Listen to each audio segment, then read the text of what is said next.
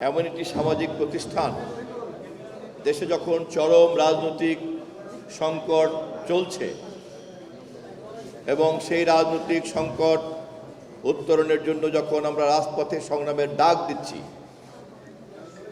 হাজার মাইল দূরে থেকে আমাদের নেতা জনাব তারেক রহমান যখন জাতিকে জানিয়ে দিচ্ছেন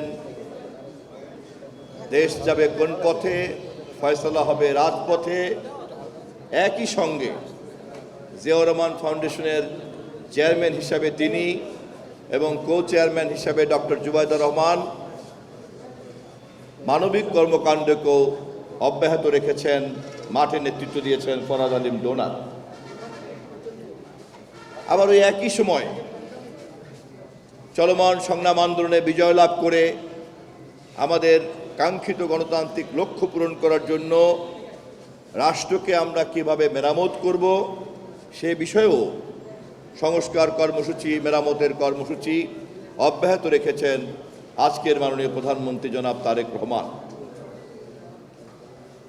এভাবেই তিনি শহীদ জিয়াউর রহমানের প্রকৃত উত্তরাধিকার হিসেবে প্রমাণ করেছেন।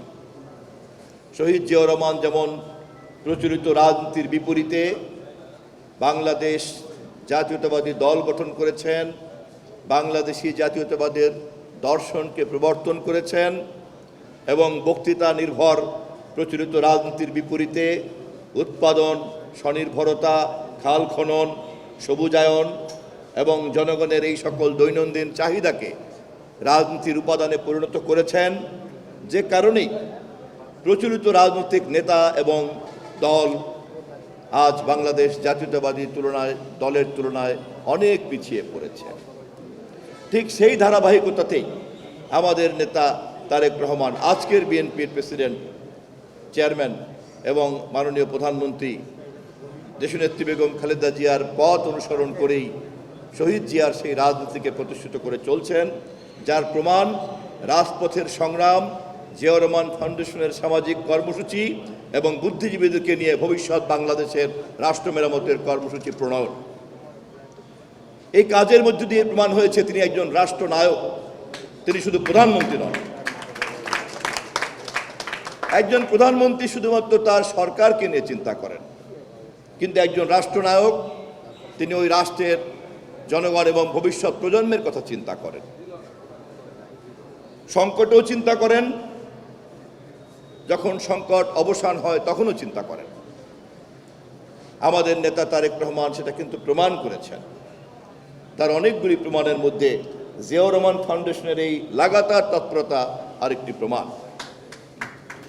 আমি জনাব ফরহাদ আলীম ডোনার সহ এখানকার এই সংগঠনের নেতৃবৃন্দকে ধন্যবাদ জানাই। আমি নিজেও অনেক কর্মসূচিতে অংশগ্রহণ করেছি, ঢাকায়, ঢাকার বাইরে।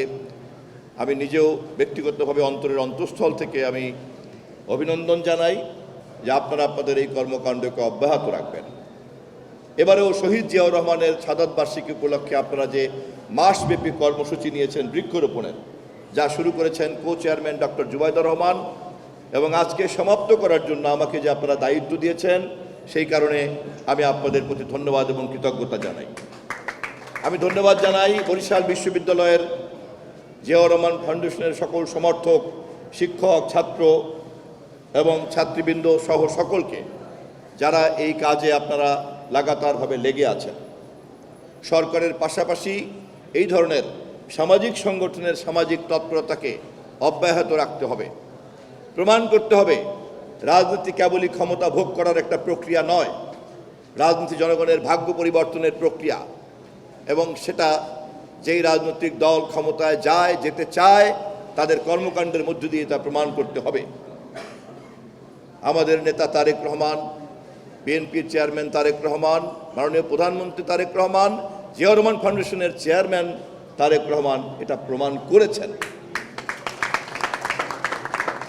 আপনাদের এই তৎপরতা ভবিষ্যতে অব্যাহত রাখার আহ্বান জানিয়ে আমি আপনাদের প্রতি শুভেচ্ছা জানিয়ে আপনাদের যে কোনো কাজে একজন স্বেচ্ছাসেবকের দায়িত্ব পালন করার প্রতিশ্রুতি ঘোষণা করি। এবারের সফরটা মূলত বৃক্ষরোপণকে কেন্দ্র করেই উনি করছেন এবং অবশ্যই দলের গুরুত্বপূর্ণ নেতাদের সঙ্গে এবং দক্ষিণ অঞ্চলের জনপ্রতিনিধিদের সঙ্গে তিনি দক্ষিণ অঞ্চলের উন্নয়ন নিয়ে কথা বলবেন। তবে জনসমাবেশে, প্রকাশ্য সমাবেশে এবারে শুধুমাত্রই বৃক্ষরোপণটাকেই গুরুত্ব দেওয়া হচ্ছে। এবং আপনারা জানেন যে আমরা ইতিমধ্যেই ফ্যামিলি কার্ড, ইতিমধ্যেই কৃষক কার্ড, তারপরে বিভিন্ন ধর্ম প্রতিষ্ঠানের আলেম এবং ইমাম মুয়াজ্জিনদের জন্য আমরা কার্ড দিয়েছি। এই প্রোগ্রামের একটা অংশ হিসাবেই দক্ষিণ অঞ্চলে আগমন, এটাই তার প্রথম আগমন। আমরা দক্ষিণ অঞ্চলের পক্ষ থেকে মাননীয় প্রধানমন্ত্রীর জন্য অধীর আগ্রহে অপেক্ষা করছি এবং তাকে আমরা ধন্যবাদ জানাই আমাদের অঞ্চলকে বেছে নেওয়ার জন্য।